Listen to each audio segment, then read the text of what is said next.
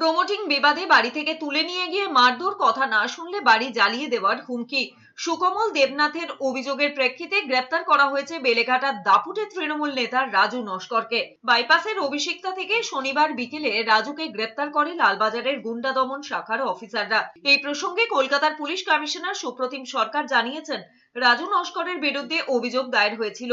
সেই অভিযোগের প্রেক্ষিতে রাজুকে গ্রেপ্তার করা হয়েছে। এখনো তদন্ত চলছে। 2023-এ তৃণমূলের গোষ্ঠী দ্বন্দ্বে বেলেঘাটায় তাণ্ডব চালানোর অভিযোগে রাজু নস্করকে ওড়িশার গোপালপুর থেকে গ্রেপ্তার করেছিল পুলিশ। রাজু নস্করের বিরুদ্ধে একটা অভিযোগ জমা পড়েছিল, আপনারা জানেন, আপনাদের চ্যানেলেও দেখানো হয়েছে।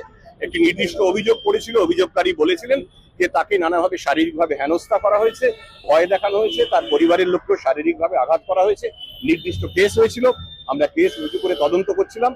আজকে বিকেলের দিকে অভিষিক্তা ক্রসিং এর থেকে তাকে অ্যারেস্ট করা হয়েছে। ইনভেস্টিগেশন চলছে।